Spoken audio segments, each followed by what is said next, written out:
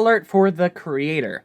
Gareth Edwards' The Creator was a great movie for the first hour and 45 minutes. FYI, I'm going to be talking a lot about this film because I thought it was really good.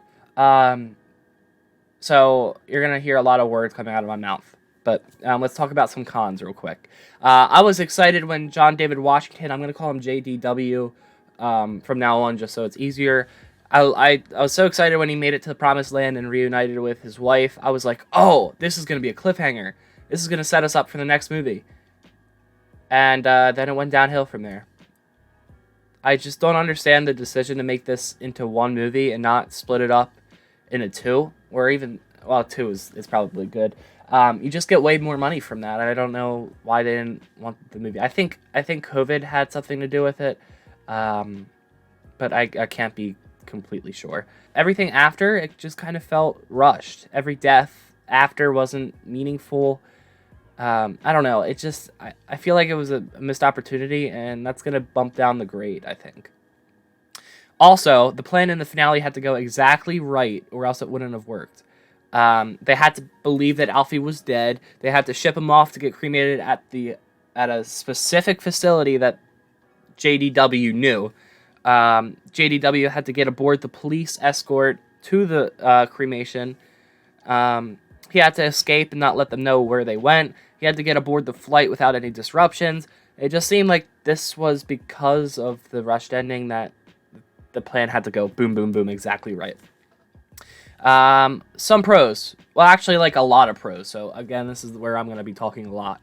I love the transitions, starting this movie off with Nirmata, which is Nepalese for The Creator, which sets us up for the main setting or language as well as the title of the movie. The title cards of the locations were very futuristic, and that fits well with the movie, in my opinion. There were also flashbacks after the title cards that really gave us the backstory that we needed without going too much into the backstory. This movie was broken into a 3-act structure when you think about it, evidenced by the title cards, the creator, the child, and the friend. I like the world building in the first half. That was the part I paid attention to the most because I thought there would be more movies, so I had to get immersed. But here we are. I like how they used the news as a source of exposition. And it wasn't too annoying, but it gave us the backstory that we needed. All right, let's talk about AI for a second. I wanted to start off with JDW because the first time we see him is when he puts on a bionic arm and leg, showing that he has at least something in common with the AI. We first see AI fight on the beach, and then the next time we see the AI is when JDW is in the future, and he's picking up the remaining pieces of the AI from ground zero of the nuke. And then once the AI wakes up, they're concerned about Amy, the person who they were assigned to protect. In every movie that we see about AI, we're shown that AI have no feelings and are incapable of caring for someone. But literally the first time we see AI in this movie, it goes against everything we have believed. I think that's what makes this movie great. It's a different viewpoint from what we have seen. In New Asia, AI is shown as a welcomed immigrant in their society, even being involved in their police force, another instance of a difference of our belief of AI. I'm going to sneak Alfie into this block because technically he is an AI. I love how Alfie's only experience is in that room, and then when he escapes, the camera lingers on him in his awe, because this is the first time outside of the cage or the room that he was kept in. On the topic of Alfie, he is so darn cute. I'm so glad John David Washington didn't kill him.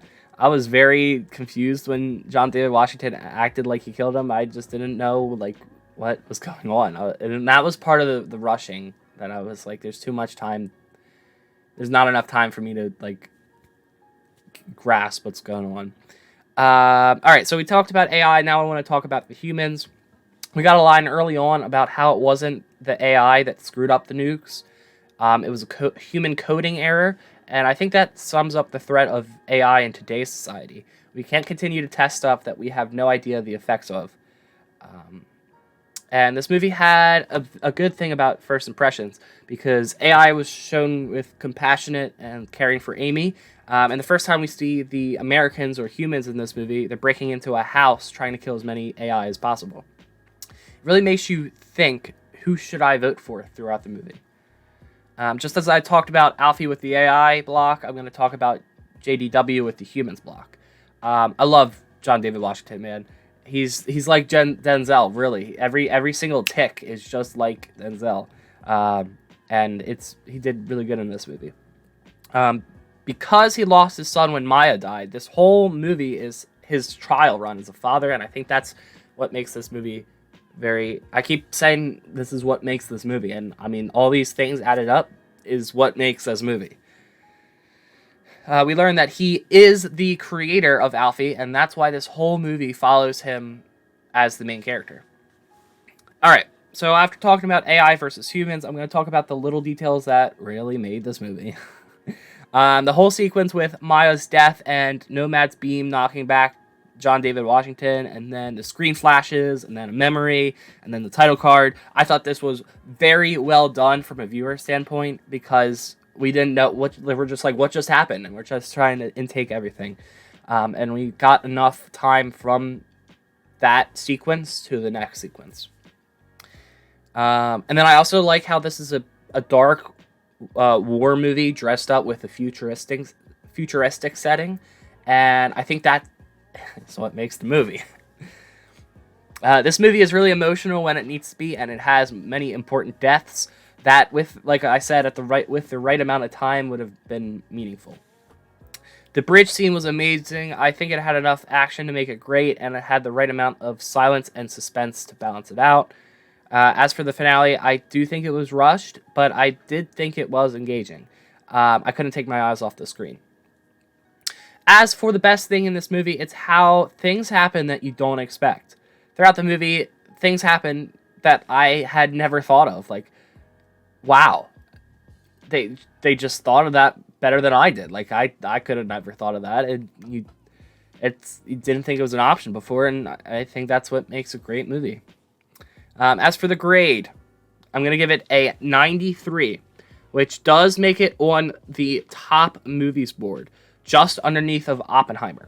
So Everything All at Once is a 99, Spider-Man Across the Spider-Verse is a 98, Oppenheimer is a 96, Creator is going to be a 93, and then Iron Man, Mission Impossible at 91, Creed 3 at 90, John Wick and Equalizer at 88, and then Guardians of the Galaxy and Teenage Mutant Ninja Turtles at 87. And then for action, it's going to be just underneath of Everything All at Once, Everything Everywhere All at Once at a 99.